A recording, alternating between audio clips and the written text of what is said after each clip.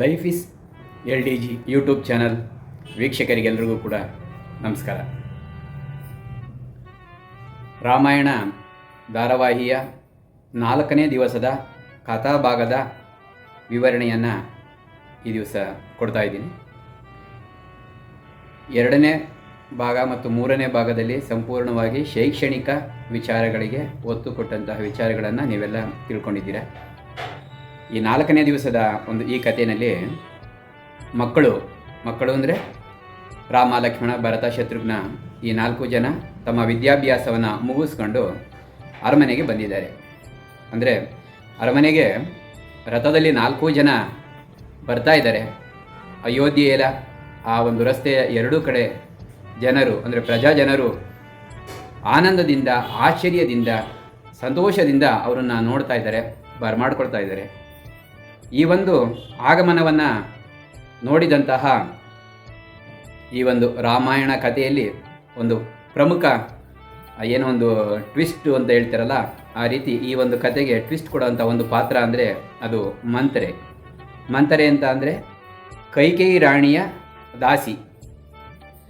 ಅಂದರೆ ಕೈಕೇಯಿ ರಾಣಿಯ ದಾಸಿ ಅಂದರೆ ಈ ಕೈಕೇಯಿ ತನ್ನ ತವರು ಮನೆಯಲ್ಲಿ ಇದ್ದಾಗಲೇ ಆಕೆಯ ಮಗುವಿನಿಂದನೂ ಕೂಡ ಲಾಲನೆ ಪಾಲನೆ ಮಾಡಿದಂಥವಳು.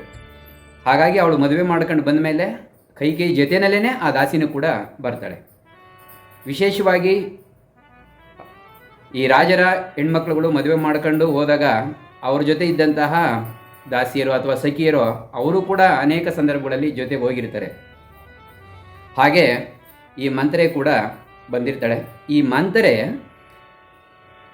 ರಥದಲ್ಲಿ ಬರ್ತಿದ್ದಂತಹ ರಾಜಕುಮಾರನನ್ನು ನೋಡಿ ಆ ಒಂದು ಸಂತೋಷವನ್ನು ಕೈಕೇಯಿಗೆ ಹೇಳಕ್ಕೆ ಬರ್ತಾಳೆ. ಕೈಕೇಯಿಗೆ ಮಕ್ಕಳುಗಳು ಎಷ್ಟು ಚೆನ್ನಾಗಿದ್ದಾರೆ ಅಂತ ಹೇಳಬೇಕಾದ್ರೆ ಆ ಸಂದರ್ಭದಲ್ಲಿ ಭರತನನ್ನು ಮಾತ್ರ ವರ್ಣನೆ ಮಾಡ್ತಾಳೆ. ಭರತ ಹಾಗೆ ಇದ್ದಾನೆ, ಹೀಗಿದ್ದಾನೆ ಅಂತ ಅಂದ್ಬಿಟ್ಟು. ಆದರೆ ಇಲ್ಲಿ ಕೈಕೇಯಿ ಕೇಳೋದು ರಾಮ ಹೇಗಿದ್ದಾನೆ ಅಂತ. ಅಂದರೆ ಈ ರಾಮಾಯಣ ಕಥೆಯನ್ನು ಹೆಚ್ಚು ಪಾಲು ಜನ ಎಲ್ರಿಗೂ ಗೊತ್ತಿದೆ, ಅನೇಕರಿಗೆ ಗೊತ್ತಿದೆ, ಅನೇಕರಿಗೆ ಗೊತ್ತಿಲ್ಲ ಅಂತಲೂ ಹೇಳ್ಬೋದು. ಯಾಕೆಂದರೆ ಎಷ್ಟು ಜನ ಗೊತ್ತಿಲ್ಲ ಅನ್ನೋದಕ್ಕೆ ನಾನು ಇದಕ್ಕೆ ಮೊದಲೇ ಒಂದು ವಿಡಿಯೋ ಹಾಕಿದೆ. ಯಾರೋ ಒಂದು ಚಾನಲ್ನವರು ಸರ್ವೆ ಮಾಡಿದಾಗ, ಕಾಲೇಜ್ ಮುಂದೆನೋ ಎಲ್ಲ ಸರ್ವೆ ಮಾಡಿದಾಗ ಮಕ್ಕಳುಗಳು ಎಷ್ಟು ಚೆನ್ನಾಗಿ ಆನ್ಸರ್ ಮಾಡ್ತಾರೆ ರಾಮಾಯಣದ ಬಗ್ಗೆ, ಪಾತ್ರಗಳ ಬಗ್ಗೆ. ರಾಮ ಮಂದಿರ ಎಲ್ಲಿ ಕಟ್ತಾರೆ ಅಂತ ಎಷ್ಟೋ ಜನ ಗೊತ್ತಿರಲಿಲ್ಲ. ಮತ್ತು ದಶರಥ ಯಾರು ಗೊತ್ತಿಲ್ಲ, ದಶರಥನಿಗೆ ಎಷ್ಟು ಜನ ಹೆಂಡ್ತಿದ್ದೀರಿ ಗೊತ್ತಿಲ್ಲ, ಅವ್ರ ಹೆಸರು ಗೊತ್ತಿಲ್ಲ, ಅವ್ರ ಮಕ್ಕಳು ಯಾರು ಅಂತ ಗೊತ್ತಿಲ್ಲ, ರಾಮ ಯಾರ ಮಗ, ಲಕ್ಷ್ಮಣ ಯಾರ ಮಗ ಅಂತ ಗೊತ್ತಿಲ್ಲ. ಇದನ್ನೆಲ್ಲ ನೀವು ನೋಡಿದ್ದೀರ ಒಂದು ಈ ಸೋಷಿಯಲ್ ಮೀಡಿಯಾದಲ್ಲಿ. ಸೊ ಈ ಸಂದರ್ಭದಲ್ಲಿ ಕತೆ ಅನೇಕ ಜನಕ್ಕೆ ಗೊತ್ತಿದೆ. ಕತೆ ನೋಡೋದು ಹೇಳೋದು ಮುಖ್ಯ ಅಲ್ಲ, ಅದರಲ್ಲಿ ಕೆಲವು ಸೂಕ್ಷ್ಮ ವಿಚಾರಗಳನ್ನು ಗಮನಿಸಬೇಕಾದ್ದು ಭಾಳ ಮುಖ್ಯ. ಈಗ ನಾನೇನು ನಿಮಗೆ ಕತೆ ಹೇಳ್ತಾ ಇದ್ದೀನಿ ಅಂದರೆ, ಕತೆ ಹೇಳೋದ್ರ ಜೊತೆಗೆ ಕೆಲವು ಸೂಕ್ಷ್ಮ ವಿಚಾರಗಳು ಅಂದರೆ ನಮ್ಮ ಒಂದು ಈ ಕತೆ ರಾಮಾಯಣ ಕತೆ ಹೇಗಿದೆ, ನಮ್ಮ ಸನಾತನ ಸಂಸ್ಕೃತಿ ಹೇಗಿತ್ತು, ನಮ್ಮ ಸನಾತನ ಧರ್ಮ ಹೇಗಿತ್ತು, ನಮ್ಮ ಪವಿತ್ರ ಗ್ರಂಥಗಳು ಎಷ್ಟು ಮುಖ್ಯವಾಗಿದ್ದೋ, ಇದರಲ್ಲಿ ಏನೆಲ್ಲ ನಮಗೆ ಒಂದು ಬೋಧನೆ ಇತ್ತು, ನಮ್ಮ ಮನುಕುಲಕ್ಕೆ ಒಳ್ಳೆಯದಿತ್ತು ಅನ್ನೋದನ್ನು ನಾನು ಗಮನಿಸಿ ನಾನು ನಿಮಗೆ ಹೇಳ್ತಾ ಇರೋವಂಥದ್ದು. ಇಲ್ಲಿ ಕೈಕೇಯಿ ಬಂದು ಭರತ ಎಷ್ಟು ಸುಂದರವಾಗಿದ್ದಾನೆ ಅಂತ ಹೇಳಿದಾಗ, ಮಂತ್ರೆ ಹೇಳಿದಾಗ ಕೈಕೇಯಿ ಕೇಳೋದು ರಾಮ ಹೇಗಿದ್ದಾನೆ ಅಂತ. ಆಗ ಮಂತ್ರೆ ಹೇಳಿದ್ರೆ ರಾಮನ ನಾನು ನೋಡಲೇ ಇಲ್ಲ ಅಂತ ಹೇಳ್ತಾಳೆ. ಅಂದರೆ ಈ ಪಾಯಿಂಟ್ ನೋಡಿ, ಮಂತ್ರೆ ಭರತನ ಬಿಟ್ಟು ಅವಳ ಕಣ್ಣಿಗೆ ಇನ್ಯಾರೂ ಕಾಣಿಸ್ತಾ ಇಲ್ಲ, ಆದರೆ ಕೈಕೇಯಿಗೆ ಅವಳ ಗಮನ ರಾಮನ ಮೇಲೆ ಇರುತ್ತದೆ. ಅಂದರೆ ಅಷ್ಟು ಪ್ರೀತಿ ಇರ್ತದೆ ರಾಮನ ಮೇಲೆ, ತನ್ನ ಮಗನಿಗಿನ್ನ ಹೆಚ್ಚು ಪ್ರೀತಿ ರಾಮನ ಮೇಲೆ ಇರುತ್ತೆ. ಸೊ ಇದು ಒಂದು ಸಂದರ್ಭ. ಅದಾದ ನಂತರ ಬರ್ತಾರೆ ರಾಜಕುಮಾರರೆಲ್ಲರೂ ಅರಮನೆಗೆ ಬರ್ತಾರೆ. ಬಂದಾಗ ಮೊದಲು ಮಹಾರಾಜರ ಬಳಿಗೆ ಗುರುಗಳು ಕರ್ಕೊಂಡು ಬರ್ತಾರೆ. ಆಗ ರಾಮಚಂದ್ರ ತನ್ನ ತಂದೆಯಾದ ದಶರಥ ಮಹಾರಾಜನಿಗೆ ಹೇಳೋದು, ವಿದ್ಯಾರ್ಜನೆಯನ್ನು ಮುಗಿಸ್ಕೊಂಡು ನಿಮ್ಮ ಸೇವೆಗಾಗಿ ನಾನು ಬಂದಿದ್ದೀನಿ, ನಿಮ್ಮ ಮಗ ರಾಮ ಅಂತ ಹೇಳ್ತಾನೆ. ಈ ಸಂದರ್ಭದಲ್ಲಿ ಈ ತಾಯಂದಿರು ಕುತೂಹಲ ತಡೆಯೋಕ್ಕಾಗೋದಿಲ್ಲ. ಆ 3 ಜನ ಕೂಡ ಅಂತಃಪುರದಿಂದ ಎಲ್ಲರೂ ಕೂಡ ಅಲ್ಲಿಗೆ ಬಂದ್ಬಿಡ್ತಾರೆ. ಬಂದಾಗ ಗುರುಗಳ ಹತ್ರ ಕ್ಷಮೆ ಕೇಳ್ತಾರೆ. ಕ್ಷಮಿಸಬೇಕು, ನಾವು ನಮ್ಮ ಒಂದು ಕುತೂಹಲನ ತಡೆಯೋಕ್ಕಾಗದಲೇ ನಾವು ಬಂದುಬಿಟ್ವಿ ಅಂತ ಕೇಳ್ತಾರೆ. ಆಗ ಗುರುಗಳು ಹೇಳ್ತಾರೆ, ಇಲ್ಲ, ನನ್ನದೇ ತಪ್ಪಾಗಿರೋಂಥದ್ದು. ಅರುಂಧತಾ ದೇವಿ ಮೊದಲೇ ಹೇಳಿದರು ಕರ್ಕೊಂಡೋಗಿ ಮಕ್ಕಳನ್ನ ಮೊದಲು ಅವರ ಅಮ್ಮಂದಿರ ಹತ್ರ ಬಿಡಿ ಅಂತ ಹೇಳಿ. ಆದರೆ ನಾನು ಶಿಷ್ಟಾಚಾರ ಇರೋ ಕಾರಣಕ್ಕೋಸ್ಕರ ನಾನು ಮೊದಲು ಮಹಾರಾಜರ ಬಳಿಗೆ ಕರೆದುಕೊಂಡು ಬಂದೆ, ನನ್ನಿಂದನೇ ತಪ್ಪಾಗಿದೆ, ಕ್ಷಮಿಸಿ ಅಂತ ಗುರುಗಳು ಕೇಳ್ತಾರೆ. ಈ ಸಂದರ್ಭದಲ್ಲಿ ಗುರುಗಳು ರಾಮನಿಗೆ ಒಂದು ವಿಚಾರ ಹೇಳ್ತಾರೆ. ಅಂದರೆ ರಾಮನನ್ನು ಪರಿಚಯ ಮಾಡ್ಕೊಳ್ಳೋ ರೀತಿಯಲ್ಲಿ ತಾಯಂದಿರಿಗೆ, ಯಾಕೆಂದರೆ ತುಂಬ ವರ್ಷಗಳು ಸಣ್ಣ ಹುಡುಗ ಮಕ್ಕಳಿದ್ದಾಗ ಕರ್ಕೊಂಡು ಹೋಗಿರೋದು, ಈಗ ಯುವಕರಾಗಿದ್ದಾರೆ. ಹಾಗಾಗಿ ಅವ್ರ ಬಗ್ಗೆ ಒಂದು ಮಾತು ಹೇಳ್ತಾರೆ ಗುರುಗಳು. ರಾಮನಿಗೆ ಹೇಳ್ತಾರೆ, ತಾಯಿ ಎಂಬುವರು ದೇವತೆಗಳಿಗಿನ್ನ ಗುರುಗಳಿಗಿನ್ನ ಶ್ರೇಷ್ಠ ಸ್ಥಾನದಲ್ಲಿ ಇರುವಂಥವ್ರು ಅಂತ ತಾಯಿಗೆ ನಮಸ್ಕಾರ ಮಾಡ್ಕೊತ ಹೇಳ್ತಾರೆ. ಆ ಸಂದರ್ಭದಲ್ಲಿ ಮತ್ತೊಂದು ಮಾತು ಹೇಳ್ತಾರೆ, ತಾಯಿಯ ಪಾದಪೂಜೆಯನ್ನು ಯಾರು ಮಾಡ್ತಾರೋ ಅವರನ್ನು ದೇವತೆಗಳು ಸೇವೆ ಮಾಡ್ತಾರಂತೆ, ದೇವತೆಗಳಿಗೂ ಪ್ರಿಯ ಆಗ್ತಾರಂತೆ ಅವರು. ಈ ಒಂದು ಮಾತು ಹೇಳ್ತಾ, ಅಂದರೆ ತಾಯಿಯ ಸ್ಥಾನವನ್ನು ಎಷ್ಟು ಚೆನ್ನಾಗಿ ಎಲ್ಲಿಗೆ ಹೋಲಿಕೆ ಮಾಡಿ ಹೇಳಿದ್ದಾರೆ ನೋಡಿ ನಮ್ಮ ಒಂದು ಪುರಾಣಗಳಲ್ಲಿ. ಇಂಥ ಒಂದು ಸಂಸ್ಕಾರ, ಇಂಥ ಒಂದು ಬೋಧನೆ ಈಗ ಸಿಗದಲೇ ಇರೋ ಕಾರಣಕ್ಕೋಸ್ಕರನೇ ಮಕ್ಕಳೇ ತಾಯಿನ ಕೊಲೆ ಮಾಡೋದು, ಮಕ್ಕಳೇ ತಂದೆನ ಕೊಲೆ ಮಾಡೋದು, ಇವೆಲ್ಲ ನಡೀತಾ ಇದ್ದಾವೆ. ಅಂದರೆ ಕಾರಣ ಇಷ್ಟೇ, ಇಂಥ ಒಂದು ಶಿಕ್ಷಣ ನಮಗೆ ಇಲ್ದಂಗೆ ಆಗೋಗ್ಬಿಡ್ತು. ಹಾಗಾಗಿ ಈ ಒಂದು ಅತ್ಯಾಚಾರ ಅನಾಚಾರಗಳು ನಡೀತಿದ್ದಾವೆ. ಸೊ ಈ ಸಂದರ್ಭದಲ್ಲಿ ತಾಯಿಯ ಸ್ಥಾನವನ್ನು ಗುರುಗಳು ಹೇಳ್ತಾರೆ. ಇದು ನಾವು ಅಬ್ಸರ್ವ್ ಮಾಡಬೇಕಾಗಿರೋದು. ಮಕ್ಕಳು ವಿದ್ಯಾಭ್ಯಾಸ ಮುಗಿಸ್ಕೊಂಡು ಅರಮನೆಗೆ ಬಂದರು, ಇಷ್ಟು ಹೇಳ್ಬಿಡ್ಬೋದು.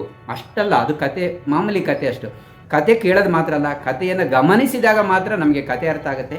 ಆ ಗಮನಿಸಿದಾಗ ಆ ಕತೆ ಅರ್ಥ ಮಾಡ್ಕೊಂಡಾಗ ಮಾತ್ರ ನಮ್ಗೆ ಏನೋ ಒಂದು ಸಿಗುತ್ತೆ, ನಮ್ಮ ಜೀವನಕ್ಕೆ ಏನೋ ಒಂದು ಸಿಗುತ್ತೆ. ಹಾಗಾಗಿ ಆನಂತರ ಶ್ರೀರಾಮಚಂದ್ರ ನಮಸ್ಕಾರ ಮಾಡ್ಕೊಳಕ್ಕೆ ಹೋಗ್ತಾರೆ ತಾಯಿಗೆ. ಇಲ್ಲಿ ಗಮನಿಸಬೇಕಾದ್ದು ಬಹಳ ಮುಖ್ಯವಾದ ವಿಚಾರ ಇದು.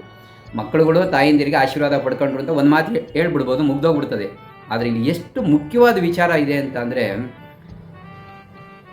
ತಾಯಿಯರ ಆಶೀರ್ವಾದ ಪಡ್ಕುವಂಥ ಗುರುಗಳು ಹೇಳಿದಾಗ ಶ್ರೀರಾಮಚಂದ್ರ ಬಂದು ನಿಂತ್ಕೊಂತಾನೆ ತಾಯಿಂದಿರ ಮುಂದೆ. ಅಂದರೆ 3 ಜನ ತಾಯಿಯರಿರ್ತಾರೆ, ಅವ್ರ ಮುಂದೆ ಬಂದು ನಿಂತ್ಕೊಂತಾನೆ. ಸಹಜವಾಗಿ ಮಗ ಅದನ್ನು ತನ್ನ ತಾಯಿಗೆ ಮೊದಲು ನಮಸ್ಕಾರ ಮಾಡಬೇಕು. ಆದರೆ ಶ್ರೀರಾಮಚಂದ್ರ ಮೊದಲು ನಮಸ್ಕಾರ ಮಾಡೋದು ಚಿಕ್ಕಮ್ಮನಾದಂತಹ ಕೈಕೇಯಿ. ಇದು ನಮ್ಮ ಒಂದು ಸಂಪ್ರದಾಯ, ಇದು ನಮ್ಮ ಸಂಸ್ಕಾರ, ಇದು ನಮ್ಮ ಸನಾತನ ಧರ್ಮ. ತನ್ನ ಚಿಕ್ಕಮ್ಮನಾದ ತಾಯಿಗೆ ಮೊದಲು ಪಾದಕ್ಕೆ ನಮಸ್ಕಾರ ಮಾಡ್ತಾನೆ. ಅದಾದ ನಂತರ ಮತ್ತೊಬ್ಬ ಚಿಕ್ಕಮ್ಮನಾದಂತಹ ಸುಮಿತ್ರೆಗೆ ಪಾದಕ್ಕೆ ನಮಸ್ಕಾರ ಮಾಡ್ತಾನೆ. ಕೊನೆಗೆ ತನ್ನ ತಾಯಿಯಾದ ಕೌಸಲ್ಯಗೆ ಪಾದ ನಮಸ್ಕಾರ ಮಾಡ್ತಾನೆ. ಇದನ್ನು ನಾವು ಗಮನಿಸಬೇಕಾಗಿರೋವಂಥದ್ದು. ಸುಮ್ಮನೆ ಟಿ ವಿನಲ್ಲಿ ನೋಡೋದು ಅಂಥದ್ದಲ್ಲ, ಎಲ್ಲೋ ನೋಡ್ಕೊಂಡು ಏನೋ ಮಾತಾಡ್ಕೊಂಡು ನೋಡಿದ್ರೆ ಏನೂ ಪ್ರಯೋಜನ ಆಗೋದಿಲ್ಲ. ನಾವು ಪ್ರತಿಯೊಂದು ಪದ, ಇಲ್ಲಿ ಕತೆ ಮುಖ್ಯ ಅಲ್ಲ, ಸಂಭಾಷಣೆ ಮುಖ್ಯ. ಸಂಭಾಷಣೆಯಲ್ಲಿ ಇರತಕ್ಕಂಥ ನೈಜತೆ ಮುಖ್ಯ, ಅದರಲ್ಲಿ ಇರ್ತಕ್ಕಂತಹ ನಮ್ಮ ಧರ್ಮ ಮುಖ್ಯ, ನಮ್ಮ ಸಂಸ್ಕಾರ ಮುಖ್ಯ. ಈ ರೀತಿ ಮಕ್ಕಳು ಮತ್ತು ತಾಯಂದಿರು ಭೇಟಿಯಾಗ್ತಾರೆ. ಅದಾದ ನಂತರ ಎಲ್ಲರೂ ಕೂಡ ಕುಳಿತುಕೊಂಡು ಊಟ ಮಾಡ್ತಾರೆ. ಊಟ ಮಾಡಬೇಕಾದ್ರೂ ಕೂಡ ಭಾಳ ಸಂತೋಷವಾಗಿ ಎಲ್ಲ ಸೇರಿ ಊಟ ಮಾಡ್ತಾರೆ. ಅದಾದ ನಂತರ ದಶರಥ ಮಹಾರಾಜ ಅಂದ್ಕೊತಾನೆ, ಮಕ್ಕಳು ದೊಡ್ಡವರಾಗಿದ್ದಾರೆ, ಈಗ ಅವರಿಗೆ ಒಂದೊಂದು ಜವಾಬ್ದಾರಿ ಕೊಡಬೇಕು ಅಂತ ಯೋಚನೆ ಮಾಡಿದಾಗ ಯಾರ್ಯಾರು ಯಾವುದರಲ್ಲಿ ಪ್ರವೀಣರಾಗಿದ್ದಾರೋ ಆ ಜವಾಬ್ದಾರಿನ ಅವರಿಗೆ ಕೊಡೋಣ ಅಂತ ಯೋಚನೆ ಮಾಡಿ, ಗುರುಗಳಿಗೆ ಇದೆಲ್ಲ ಗೊತ್ತಿರುತ್ತೆ, ಯಾರು ಯಾವುದರಲ್ಲಿ ಪರಿಣಿತರಿದ್ದಾರೆ ಆ ಜವಾಬ್ದಾರಿನ ಅವ್ರಿಗೆ ಕೊಡೋಣ ಅಂತ ನಿರ್ಧಾರ ಮಾಡ್ಕೊತಾರೆ. ಯಾರು? ದಶರಥ ಮಹಾರಾಜ. ಈಗಾದ ಕೆಲವೇ ದಿವಸಗಳಲ್ಲಿ ಏನಾಗುತ್ತೆ, ಇತ್ತ ಅರಣ್ಯದಲ್ಲಿ ವಿಶ್ವಾಮಿತ್ರ ಮಹರ್ಷಿಗಳು ಒಂದು ಯಜ್ಞವನ್ನು ಮಾಡ್ತಾ ಇದ್ದಾರೆ. ವಿಶ್ವಾಮಿತ್ರ ಮಹರ್ಷಿಗಳು ಯಜ್ಞವನ್ನು ಮಾಡ್ತಾ ಇದ್ದಾರೆ. ಆ ಸಂದರ್ಭದಲ್ಲಿ ರಾಕ್ಷಸರಾದಂತಹ ಸುಬಾಹು ಮತ್ತು ಮಾರೀಚ ಇವರಿಬ್ಬರು ಕೂಡ ಬಂದು ಆ ಒಂದು ಯಜ್ಞವನ್ನು ಹಾಳು ಮಾಡೋದಕ್ಕೆ ಬರ್ತಾರೆ. ಇಲ್ಲಿ ಕೆಲವು ವಿಚಾರಗಳನ್ನು ಅವರು ಮಾತಾಡ್ತಾರೆ. ಏನು ಅಂತ ಅಂದರೆ, ರಾಕ್ಷಸರು ಮಾತಾಡುವಂಥದ್ದು, ವಿಶ್ವಾಮಿತ್ರ ಏನೋ ಒಂದು ಯಜ್ಞ ಮಾಡ್ತಾ ಇದ್ದಾನೆ, ಇದನ್ನು ನಾವು ಮಾಡೋಕ್ಕೆ ಬಿಡಬಾರ್ದು. ಯಾಕೆ ಅಂದರೆ, ಈ ಯಜ್ಞವನ್ನು ಏನಾದರೂ ಮಾಡಿದ್ದೇ ಆದರೆ ಇದು ದೇವತೆಗಳಿಗೆ ಶಕ್ತಿ ಸಿಗುತ್ತೆ, ಇವ್ರಿಗೆ ಶಕ್ತಿ ಸಿಗುತ್ತೆ, ಅವರಿಗೆ ಶಕ್ತಿ ಸಿಕ್ಕಿದ್ರೆ ನಮಗೆ ಸರ್ವನಾಶ ಮಾಡ್ತಾರೆ ಅವರು. ಹಾಗಾಗಿ ಈ ಯಜ್ಞ ಆಗಕ್ಕೆ ಬಿಡಬಾರ್ದು. ಮತ್ತು ಇದರಲ್ಲಿ ಅವರಿಗೆ ಒಂದು ಆಧ್ಯಾತ್ಮಿಕವಾದ ಒಂದು ಶಕ್ತಿನ ಪಡಿತಾರೆ, ಇದರಲ್ಲಿ ಯಾವುದೋ ಒಂದು ವಿಜ್ಞಾನವಿರ್ತದೆ. ಈ ಎಲ್ಲ ವಿಚಾರಗಳನ್ನು ಅವರಿಬ್ಬರು ರಾಕ್ಷಸರು ಮಾತಾಡ್ಕೊತಾರೆ. ಅಂದರೆ ಇಲ್ಲಿ ಗಮನಿಸಬೇಕಾದ್ದು, ನಮ್ಮ ಒಂದು ಯಾಗ ಯಜ್ಞ ಹೋಮದಲ್ಲಿ ಎಷ್ಟು ಶಕ್ತಿ ಇರುತ್ತೆ ಅಂತ ಆ ರಾಕ್ಷಸರಿಗೆ ಗೊತ್ತಿರುತ್ತೆ ನೋಡಿ. ಹಾಗಾಗಿ ರಾವಣನ ಆಜ್ಞೆಯಂತೆ ನಾವು ಇದನ್ನೆಲ್ಲ ಮಾಡೋಕ್ಕೆ ಬಿಡಬಾರದು ಅಂತ ಹೇಳ್ಬಿಟ್ಟು ಅದ್ರ ಮೇಲೆ ಈ ಮೂಳೆ ಮತ್ತು ರಕ್ತನೆಲ್ಲ ಸುರಿದು ಹಾಳು ಮಾಡ್ತಾರೆ. ಅದಾದ ನಂತರ ಈ ಒಂದು ಯಜ್ಞ ಮಾಡ್ತಾ ಇರಬೇಕಾದ್ರೆ ಬೇರೆ ಋಷಿಗಳಿರ್ತಾರೆ, ಅವ್ರು ಹೇಳ್ತಾರೆ, ಗುರುಗಳೇ ನೀವು ಯಾಕೆ ಇವ್ರಿಗೆ ಶಾಪ ಕೊಡಬಾರದು ಅಥವಾ ದಂಡಿಸಬಾರದು ಅಂತ ಅಂದ್ಬಿಟ್ಟು. ಆವಾಗ ಗುರುಗಳು ಹೇಳ್ತಾರೆ, ಈ ಒಂದು ಯಜ್ಞದ ಒಂದು ನೀತಿ ನಿಯಮನೇ ಆಗಿರುತ್ತೆ, ನಾವು ಕೋಪ ಮಾಡ್ಕೋಬಾರ್ದು ಯಾವುದೇ ಕಾರಣಕ್ಕೂ ಯಾರ ಮೇಲೂ ಕೂಡ. ಯಾಕೆ ಅಂತಂದರೆ, ಕೋಪ ಮಾಡ್ಕೊಂಡಾಗ ಮನುಷ್ಯನಿಗೆ ವಿವೇಕ ಇರೋದಿಲ್ಲ, ಬುದ್ಧಿ ಓಡೋದಿಲ್ಲ ಅಂತ. ನೋಡಿ, ಇದು ಒಂದು ಗಮನಿಸಬೇಕಾದಂಥ ವಿಚಾರ. ಕೋಪದಲ್ಲಿ ಯಾವ ತೀರ್ಮಾನಗಳು ನಾವು ಸರಿಯಾಗಿ ತೊಗೊಳಕ್ಕಾಗಲ್ಲ ಅನ್ನೋದು ಒಂದು ಅಂಶ ಇಲ್ಲಿದೆ. ನಾನು ಈ ಕಾರಣಕ್ಕೆ ಹೇಳೋದು, ಈ ರಾಮಾಯಣ ಮಹಾಭಾರತ ಕಥೆಗಳನ್ನು ನೋಡೋದು ಮಾತ್ರ ಅಲ್ಲ, ನೀವು ಕೇಳಿ ಅರ್ಥ ಮಾಡ್ಕೊಂಡ್ರೆ ನಮ್ಮ ಜೀವನದಲ್ಲಿ ಎಷ್ಟೋ ಬದಲಾವಣೆ ಆಗುತ್ತದೆ. ಮನಸ್ಸು ನೆಮ್ಮದಿ ಆಗುತ್ತೆ, ಕೋಪ ತಾಪಗಳು ಕಡಿಮೆ ಆಗ್ತವೆ, ಇನ್ನೂ ಏನೆಲ್ಲ ಬದಲಾವಣೆಗಳು ಆಗುತ್ತವೆ, ತುಂಬಾ ಬದಲಾವಣೆ ಆಗ್ತವೆ. ನಾನು ಇಷ್ಟು ಕಡಾಖಂಡಿತವಾಗಿ ಹೇಳ್ತಾ ಇದ್ದೀನಿ ಅಂತ ಅಂದರೆ ಅದನ್ನೆಲ್ಲ ನಾನು ಅನುಭವಿಸಿರೋದ್ರಿಂದನೇ ನಾನು ಹೇಳ್ತಾ ಇರುವಂಥದ್ದು. ಈ ಕಥೆಗಳಿಂದ ಅಷ್ಟೊಂದು ಅನುಕೂಲ ಇದೆ ಮನುಷ್ಯನಿಗೆ. ಹಾಗಾಗಿ ನಾನು ಕೋಪ ಮಾಡ್ಕೊಳ್ಳೋದಿಲ್ಲ, ಇದಕ್ಕೆ ಬೇರೆ ಪರಿಹಾರ ಹುಡುಕ್ತೀನಿ ಅಂತ ಹೇಳಿ ಅವರು ದಶರಥ ಮಹಾರಾಜನಲ್ಲಿಗೆ ಬರ್ತಾರೆ. ವಿಶ್ವಾಮಿತ್ರ ಮಹರ್ಷಿಗಳು ದಶರಥ ಮಹಾರಾಜನಲ್ಲಿಗೆ ಬರ್ತಾರೆ. ವಿಶ್ವಾಮಿತ್ರರು ಬರ್ತಾರೆ ಅಂದ ತಕ್ಷಣವೇ ದಶರಥ ಮಹಾರಾಜರಿಗೆ ಒಂದು ರೀತಿ ಸಂತೋಷ ಅನ್ನೋದಕ್ಕಿಂತ ಒಂದು ರೀತಿ ಆತಂಕ ಅಂತಲೇ ಹೇಳ್ಬೋದು. ಯಾಕೆಂದರೆ ಮತ್ತೆ ಅವರು ಕೋಪಿಷ್ಟರು. ಅವರು ಹರಿಶ್ಚಂದ್ರನಿಗೆ ಏನೆಲ್ಲ ಮಾಡಿದರು ಅಂತ ಮೊದಲೇ ಗೊತ್ತಿದೆ. ಅವ್ರ ವಂಶಜರೇ ಹರಿಶ್ಚಂದ್ರ ಮಹಾರಾಜ ಏನೆಲ್ಲ ಮಾಡಿದ್ರು ಅಂತ ಗೊತ್ತಿದೆಯಲ್ವ. ಅವ್ರು ಬರ್ತಾರೆ ಅಂದರೆ ಒಂದು ರೀತಿಯಲ್ಲಿ ಭಯ ಆಯ್ತದೆ. ಆಗ ವಸಿಷ್ಠ ಮಹರ್ಷಿಗಳು ಹೇಳ್ತಾರೆ, ಒಬ್ಬ ಋಷಿಮುನಿಗಳು ಅವರು ವಿಜ್ಞಾನ ಮತ್ತು ಆಧ್ಯಾತ್ಮದಲ್ಲಿ ಪರಿಣಿತಿಯನ್ನು ಪಡೆದಿರೋಂಥವ್ರು, ಲೋಕ ಕಲ್ಯಾಣಕ್ಕೆ ಅವ್ರು ಏನೇ ಮಾಡಿದ್ರು ಲೋಕ ಕಲ್ಯಾಣಕ್ಕೆ ಮಾಡುವಂಥದ್ದು. ಮಹನೀಯರು ಯಾವತ್ತಿದ್ರೂ ಕೂಡ ಅವರು ಲೋಕ ಕಲ್ಯಾಣಕ್ಕೆ ಏನೇ ಮಾಡಿದ್ರು ಅವ್ರಿಗೆ ಸ್ವಂತದ್ದು ಅಂತ ಏನಿರೋದಿಲ್ಲ, ಲೋಕ ಕಲ್ಯಾಣಕ್ಕೋಸ್ಕರನೇ ಮಾಡ್ತಾ ಇರುತ್ತೆ. ಅವ್ರು ಏನಾದರೂ ಬಂದಿದ್ದರೆ ಅದು ಒಂದು ಒಳ್ಳೆಯ ಉದ್ದೇಶ ಇರುತ್ತೆ. ಅವ್ರನ್ನ ಗೌರವದಿಂದ ಅವ್ರನ್ನ ಸ್ವಾಗತಿಸಿ ಅಂತ ವಸಿಷ್ಠ ಮಹರ್ಷಿಗಳು ಹೇಳಿದಾಗ ದಶರಥ ಮಹಾರಾಜ ವಸಿಷ್ಠ ಮಹರ್ಷಿಗಳು ಅವ್ರನ್ನ ಗೌರವದಿಂದ ಸ್ವಾಗತಿಸಿ ಉಭಯ ಕೌಶಲೋಪರಿಯನ್ನು ಮಾತುಕತೆ ಆಡ್ತಾರೆ. ಅದಾದ ನಂತರ ಬಂದ ಉದ್ದೇಶ ಏನು ಅಂತ ಕೇಳೋ ಸಂದರ್ಭದಲ್ಲಿ, ನೀವು ಏನೇ ಹೇಳಿದ್ರು ಕೂಡ ನೀವು ಯಾವ ಉದ್ದೇಶಕ್ಕೆ ಬಂದಿದ್ದೀರೋ, ನಿಮ್ಮ ಸೇವೆ ಮಾಡೋಕ್ಕೆ ನಾನು ಸದಾ ಇದ್ದೀನಿ ಅಂತ, ಅದಕ್ಕಾಗಿ ನನ್ನ ಪ್ರಾಣವನ್ನು ಕೂಡ ನಾನು ಕೊಡಲು ತಯಾರಿದ್ದೀನಿ ಅಂತ ದಶರಥ ಮಹಾರಾಜ ವಿಶ್ವಾಮಿತ್ರರಿಗೆ ಹೇಳ್ತಾರೆ. ಅದಾದ ನಂತರ ವಿಶ್ವಾಮಿತ್ರರು ಏನು ಹೇಳ್ತಾರೆ ಅಂತಂದರೆ, ನಾನು ಮಾಡ್ತಾ ಇದ್ದ ಲೋಕ ಕಲ್ಯಾಣಕ್ಕಾಗಿ ಮಾಡ್ತಿರ್ತಕ್ಕಂತಹ ಒಂದು ಯಜ್ಞಕ್ಕೆ ರಾಕ್ಷಸರು ತೊಂದರೆ ಕೊಡ್ತಾ ಇದ್ದಾರೆ ಅಂತ ಹೇಳಿದಾಗ, ಅವಾಗ ದಶರಥ ಮಹಾರಾಜರು ಹೇಳ್ತಾರೆ, ಅದಕ್ಕೆ ನೀವು ಯಾಕೆ ಯೋಚನೆ ಮಾಡ್ತೀರ, ನಾನು ಸೈನ್ಯ ಸಮೇತನಾಗಿ ಬಂದು ನಾನು ನಿಮ್ಮ ಯಜ್ಞವನ್ನು ಸಂಪೂರ್ಣಗೊಳಿಸ್ತೀನಿ ಅಂತ ಹೇಳ್ತಾರೆ. ಆವಾಗ ವಿಶ್ವಾಮಿತ್ರ ಮಹರ್ಷಿಗೆ ಹೇಳ್ತಾರೆ, ಬೇಡ, ನಿಮ್ಮ ಸೈನ್ಯ ಸಮೇತ ಬರಬೇಕಾಗಿಲ್ಲ. ಯಾಕೆ ಅಂತಂದರೆ ನೀನು ಸೈನ್ಯ ಸಮೇತ ಬಂದರೆ ಬೇರೆಯವರು ಕೂಡ ಅವರು ಸೈನ್ಯ ಸಮೇತ ಬರ್ತಾರೆ, ಅದು ಯುದ್ಧಕ್ಕೆ ನಾಂದಿ ಆಗುತ್ತೆ ಹೊರತು ನನ್ನ ಯಜ್ಞಕ್ಕೆ ನಾಂದಿ ಆಗೋದಿಲ್ಲ. ಹಾಗಾಗಿ ನನಗೆ ಬೇಕಾಗಿರೋದು ನಿನ್ನ ಮಗನಾದ ರಾಮನನ್ನು ಮಾತ್ರ ನನ್ನ ಜೊತೆ ಕಳಿಸ್ಕೊಡು ಅಂತ ಕೇಳ್ತಾರೆ. ರಾಮನನ್ನು ಕಳಿಸ್ಕೊಡು ಅಂತ ಅಂದಾಗ ದಶರಥನಿಗೆ ಏನಾಗಬೇಡ, ಇವಾಗ ತಾನೇ ಕೆಲವೇ ದಿವಸಗಳಲ್ಲಿ ವಿದ್ಯಾಭ್ಯಾಸ ಮುಗಿಸ್ಕೊಂಡು ಬಂದಿದ್ದಾರೆ, ಅವ್ರ ದೃಷ್ಟಿನಲ್ಲಿ ಇನ್ನೂ ಮಕ್ಕಳೇನೆ ಅಲ್ವಾ, ಮಕ್ಕಳು ಎತ್ತ ತಾಯಿ ತಂದಿದ್ದೀರಿ, ಅವರು ಎಷ್ಟು ದೊಡ್ಡವರಾದರೂ ಮಕ್ಕಳೇನೆ. ಅಂಥ ಸಣ್ಣ ಮಗನನ್ನು ರಾಕ್ಷಸರ ಮೇಲೆ ಯುದ್ಧ ಮಾಡೋಕ್ಕೆ ಕಳಿಸೋದು ಅಂದರೆ ಯಾರು ಒಪ್ತಾರೆ, ಯಾರು ಒಪ್ಪಕ್ಕಾಗುತ್ತೆ? ಅವರು ತುಂಬ ವಿಶ್ವಾಮಿತ್ರರಿಗೆ ಆಗಲ್ಲ ಅನ್ನೋ ರೀತಿಯಲ್ಲೇ ಮಾತಾಡ್ತಾರೆ. ಆಗ ವಿಶ್ವಾಮಿತ್ರರು ಮೊದಲೇ ಗೊತ್ತಲ್ಲ ಕೋಪಿಷ್ಟರು, ಮತ್ತು ಏನೂ ಸಹಾಯ ಮಾಡೋಕ್ಕಾಗ್ದಲೇ ಏನೆಲ್ಲ ಸಹಾಯ ಮಾಡ್ತೀನಿ ಅಂತ ಮಾತಾಡ್ಬಿಟ್ಟಿಯಲ್ಲ, ನಿನ್ನ ವಂಶಕ್ಕೆ ನೀನು ಕಳಂಕ ಅನ್ನೋ ರೀತಿಯಲ್ಲಿ ಎಂತೆಂಥ ನಿನ್ನ ವಂಶದಲ್ಲಿದ್ದರು. ಹರಿಶ್ಚಂದ್ರ ಮಹಾರಾಜ ಸತ್ಯವನ್ನು ಉಳಿಸ್ಕೊಳ್ಳೋದಕ್ಕೋಸ್ಕರ ತನ್ನ ಹೆಂಡತಿ ಮಕ್ಕಳನ್ನೇ ಅವನು ಮಾರ್ಬಿಟ್ಟ. ಶಿಬಿ ಚಕ್ರವರ್ತಿ ತನ್ನ ಮಾತು ಉಳಿಸ್ಕೊಳ್ಳೋಕೆ ಹೋಗಿ ತನ್ನ ದೇಹದ ಭಾಗವನ್ನೇ, ಒಂದು ಪಾರಿವಾಳದ ಒಂದು ಪ್ರಾಣ ಉಳಿಸೋಕ್ಕೋಸ್ಕರ ತನ್ನ ದೇಹದ ಭಾಗವನ್ನೇ ಕತ್ತರಿಸಿ ಕೊಟ್ಟ. ಅಂಥ ವಂಶದಲ್ಲಿ ಹುಟ್ಟಿ ನೀನು ನಿನ್ನ ಮಾತನ್ನು ನಡೆಸ್ಕೊಡೋಕ್ಕಾಗ್ತಾ ಇಲ್ವಲ್ಲ ಅಂತ ಹೇಳಿದಾಗ, ಅವಾಗ ಏನೂ ಮಾಡೋಕ್ಕಾಗದ ಸ್ಥಿತಿನಲ್ಲಿ ಆವಾಗ ವಿಶ್ವಾಮಿತ್ರರು ವಸಿಷ್ಠ ಮಹರ್ಷಿಗೆ ಹೇಳ್ತಾರೆ, ವಿಚಾರವನ್ನು ಅವ್ರಿಗೆ ತಿಳಿಸಿ ಅಂತ ಹೇಳ್ಬಿಟ್ಟು. ಅವಾಗ ವಸಿಷ್ಠ ಮಹರ್ಷಿಗಳು ಹೇಳ್ತಾರೆ, ವಿಶ್ವಾಮಿತ್ರರು ಇಲ್ಲಿಗೆ ಬಂದಿದ್ದಾರೆ, ಅವರೇನೋ ಕೇಳ್ತಾ ಇದ್ದಾರೆ ಅಂದರೆ ಅದು ಯಾವುದೇ ಇದ್ರೂ ಲೋಕ ಕಲ್ಯಾಣಕ್ಕಿರುತ್ತೆ, ಇದರಿಂದ ರಾಮನಿಗೂ ಕೂಡ ಒಳ್ಳೆಯದಾಗುತ್ತೆ ಅಂತ ಹೇಳಿದಾಗ, ಆಗ ವಸಿಷ್ಠ ಮಹರ್ಷಿ ಗುರುಗಳ ಒಂದು ಮಾತಿನ ಮೇಲೆ ನಂಬಿಕೆ ಇಟ್ಟು, ಒಂದು ಗೌರವ ಇಟ್ಟು, ಆ ಒಂದು ಕಾರಣದಿಂದ ರಾಮನನ್ನು ಕಳಿಸಿಕೊಡಲು ಹೋಗ್ತಾರೆ. ಆದರೆ ರಾಮನನ್ನು ಒಬ್ಬನೇ ಕಳಿಸೋಕ್ಕಾಗಲ್ಲ, ಯಾಕೆಂದರೆ ರಾಮ ಲಕ್ಷ್ಮಣ ಅವರಿಬ್ಬರು ಕೂಡ ಒಬ್ಬರನ್ನೊಬ್ಬರು ಬಿಟ್ಟು ಯಾವತ್ತೂ ಇರೋದಿಲ್ಲ. ಹಾಗಾಗಿ ನಾನು ಇಬ್ಬರನ್ನೂ ಕಳಿಸ್ಕೊಡ್ತೀನಿ ಅಂತ ಹೇಳಿ ಅವರಿಬ್ಬರನ್ನೂ ಕೂಡ ವಿಶ್ವಾಮಿತ್ರರೊಂದಿಗೆ ಕಳಿಸ್ಕೊಡ್ತಾರೆ. ರಾಮ ಲಕ್ಷ್ಮಣರನ್ನು ಕರೆದುಕೊಂಡು ವಿಶ್ವಾಮಿತ್ರ ಮಹರ್ಷಿಗಳು ಅರಣ್ಯದ ಹತ್ರ ಬರ್ತಾ ಇರ್ತಾರೆ. ಬರಬೇಕಾದ್ರೆ ಇಬ್ಬರು ಬಾಲಕರು ಕರ್ಕೊಂಡು ಬರ್ತಾ ಇದ್ದಾರೆ.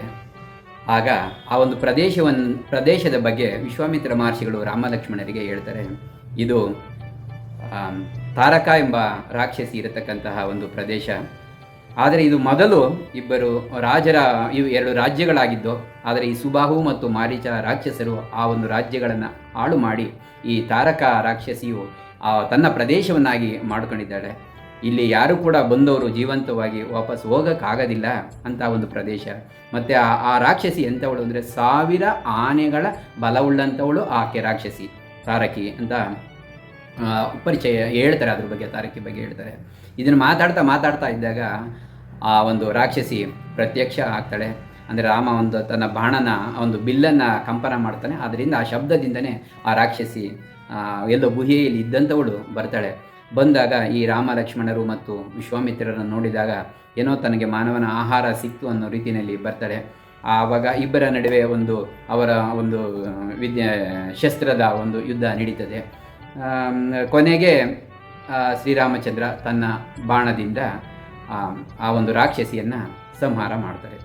ಯಾಕೆ ಅಂತ ಅಂದರೆ ಇಲ್ಲಿ ಇನ್ನೊಂದು ಗಮನಿಸಬೇಕಾದ ವಿಚಾರ ಏನು ಅಂತಂದರೆ, ಹೀಗೆ ಇಬ್ಬರು ಯುದ್ಧ ಮಾಡ್ತಾ ಹೋಗ್ತಾ ಇದ್ರು, ಒಂದು ಕೊನೆ ಆಗಲಿಲ್ಲ ಅಂತ ಅಂದರೆ ಹಗಲು ಮುಗಿದು ರಾತ್ರಿ ಏನು ಆಗೋಯ್ತು ಅಂದರೆ ಆ ರಾಕ್ಷಸರಿಗೆ ಶಕ್ತಿ ಹೆಚ್ಚಾಗ್ಬಿಡ್ತದೆ.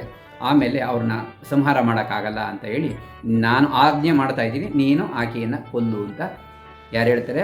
ವಿಶ್ವಾಮಿತ್ರ ಮಹರ್ಷಿಗಳು ಶ್ರೀರಾಮಚಂದ್ರನಿಗೆ ಹೇಳ್ತಾರೆ. ಶ್ರೀರಾಮಚಂದ್ರ ಏನು ಹೇಳ್ತಾನೆ ಅಂತ ಅಂದರೆ, ನನ್ನ ತಂದೆಯವರು ಹೇಳಿ ಕಳಿಸಿದ್ದಾರೆ, ಗುರುಗಳು ಏನು ಹೇಳ್ತಾರೋ ಅದನ್ನು ಪಾಲನೆ ಮಾಡು ಅಂತ ಹೇಳಿ. ಹಾಗಾಗಿ ನನ್ನ ತಂದೆಯವರು ನಿಮ್ಮ ಮಾತನ್ನು ಹೇಳಿದ್ದಾರೆ. ಸೊ ನಿಮ್ಮ ಆಜ್ಞೆಯಂತೆ ನಾನು ಆ ಒಂದು ರಾಕ್ಷಸಿಯನ್ನು ಸಂಹರಿಸುತ್ತಿದ್ದೇನೆ ಅಂತ ಹೇಳ್ತಾರೆ. ಯಾಕೆ ಇದನ್ನು ಹೇಳ್ತಾರೆ ಅಂದರೆ, ಒಬ್ಬ ಶ್ರೀರಾಮಚಂದ್ರ ರಾಕ್ಷಸಿ ಆದರೂ ಕೂಡ ಆಕೆಯೂ ಕೂಡ ಹೆಣ್ಣೆ. ಆ ಹೆಣ್ಣಿನ ಮೇಲೆ ಬಾಣ ಪ್ರಯೋಗ ಮಾಡಲಿಕ್ಕಾಗೋದಿಲ್ಲ. ಆ ಕಾರಣಕ್ಕೆ ಗುರುಗಳ ಆಜ್ಞೆ ಮತ್ತು ತಂದೆಯವರ ಆಜ್ಞೆ ಎಂದು ಅವರು ಆ ಒಂದು ಕಾರಣದಿಂದ ಆ ಒಂದು ರಾಕ್ಷಸಿಯನ್ನು ಸಂಹಾರ ಮಾಡ್ತಾರೆ. ಇಲ್ಲಿಗೆ ಈ 4ನೇ ದಿವಸದ ಕಥಾಭಾಗ ಮುಕ್ತಾಯವಾಗುತ್ತದೆ.